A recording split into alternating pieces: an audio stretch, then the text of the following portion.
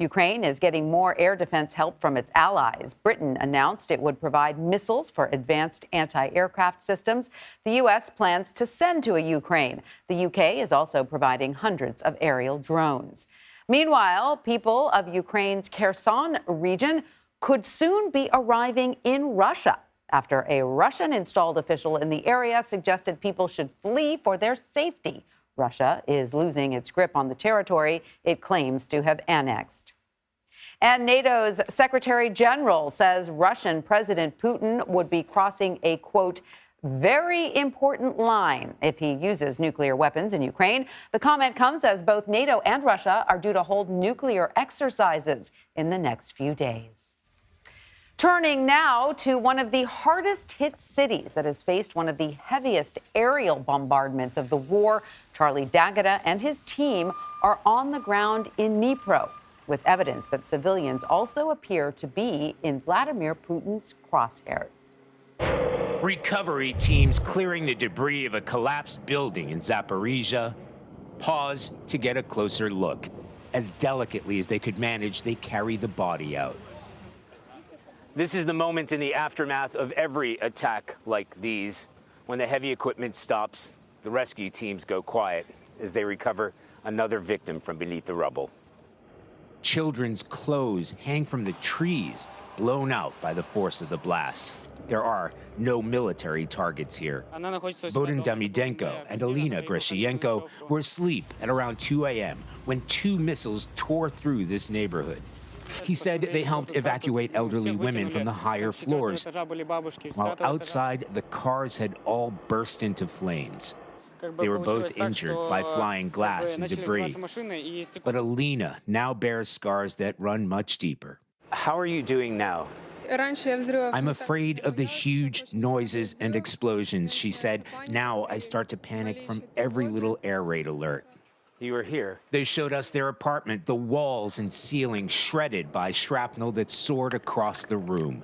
Outside, they pick up the pieces. Survivors salvage whatever they can and brace for the night to come.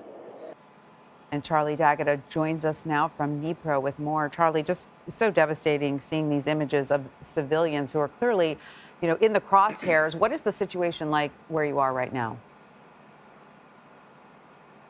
Well, here in Dnipro, we're about an hour and 20 minutes from that site in Zaporizhzhia. There have been air raid sirens off in the distance today. It's been relatively quiet here. Zaporizhzhia is really getting nailed. It's been getting hit pretty much daily and nightly. Some of these are targeted attacks, like the attack on the civilian convoy a couple of weeks ago that killed 30 people. We went to that gruesome scene. And then the apartment complexes, some right in the center of Zaporizhzhia itself and on the outskirts, which is where that was, the story that we covered there. And they're using the kind of weaponry, they're called S-300s. These weapons are huge, and they're meant to take out aircraft, so they're surface-to-air missiles. And because of that, because of the payload, when it comes in, it just splatters shrapnel in every direction. So it has a sort of blast radius of maybe 50 or 60 yards, but then another 300 or 400 yards around that is all broken glass and shrapnel that goes through houses like you saw there. It blows up all the cars. It's just a hugely terrifying weapon. And as I pointed out in that report, there are no military targets anywhere near there. So there are guided missiles that are taking out like the convoy, and then these random but hugely powerful attacks that are hitting residential areas, and they're spreading terror. Why Zaporizhzhia? Partly because it's within range of Russian missiles, but also, and this is important, it's also within that territory that President Putin has claimed. So they have no control over Zaporizhzhia itself. They own the Zaporizhzhia nuclear power plant, so it's part of the district around Zaporizhzhia, but not the city. And that's why it's come under constant targeting from Russian forces. God, and coming with no warning like that. Charlie, just curious about Russia offering to help Ukrainians from the Kherson region evacuate to Russia, right, as it loses its grip on that partially occupied territory. What is the situation there? And are these people who live in Ukrainian territory actually going to Russia? Yeah, well, Tanya, first of all, that is a very important development. It shows that Ukrainian forces are gaining ground toward Kherson. Kherson is the only provincial capital that's ever been captured by Russia. It was in the early days of the conflict. So it's the only regional capital that they hold. So this will be a significant defeat if Ukrainian forces will move there. We've been there with Ukrainian forces a few days ago, seeing these liberated cities. Now, to answer your question about evacuating the citizens, it underlines how dangerous it is there now, because the city itself will be fought for eventually. But according to the Ukrainian Foreign Ministry, that is just simple deportation. That's taking Ukrainian citizens and civilians and essentially forcefully moving them into Russian territory. We saw that happening in Mariupol. They don't want to see this happening again.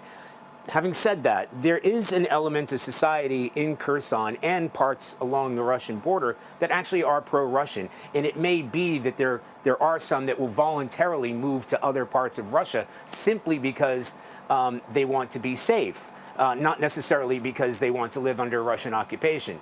So it's a mixed picture in Kherson, but it is a fast-developing story, and one that we're going to keep a watch on for the next week or 2 weeks, if Ukrainian forces are able to penetrate that area. Yeah, that would be a huge advantage for them. Now, Charlie, as we've been mentioning, the NATO military alliance and Russia are both due to hold nuclear exercises in the next few days. We know a lot of people are very worried about this. Does recent tensions add, any additional fear to this year's drills?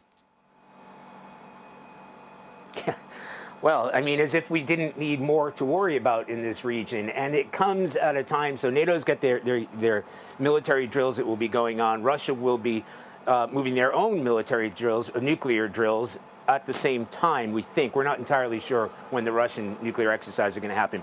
But the NATO chief, Jens Stoltenberg, said yesterday, these drills were already in place. These huge exercises were already in place before this conflict began. These are annual exercises. And the whole point, as he put it, of NATO, it's a military alliance, is to show that NATO countries are working together. And these are huge exercises. 30 NATO countries are going to be involved, something like 1,000 aircraft. They're going to be armed with dummy bombs, so obviously no nuclear weapons will be used in these nuclear exercises.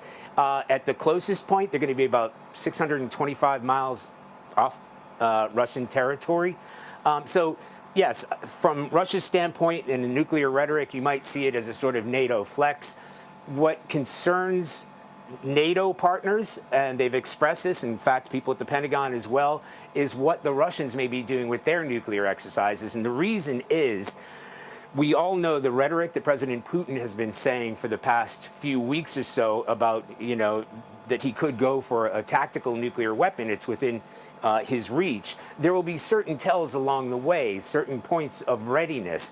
Now, these nuclear drills will sort of reflect the kind of readiness and the kind of alarm bells that U.S. and NATO intelligence will be looking for in terms of moving equipment around or getting the nuclear weapons and the transportation in place that under normal circumstances might raise alarm bells. But if they're part of the nuclear exercises, we can't be sure, and the intelligence community won't be sure whether these are just part of standard Russian nuclear exercises or whether this is pushing closer to President Putin's readiness to deploy a tactical nuclear weapon. And that is what's ratcheted up tensions in the past few days. All right. Definitely worrying. Charlie in Dnipro, Ukraine, thank you so much for that.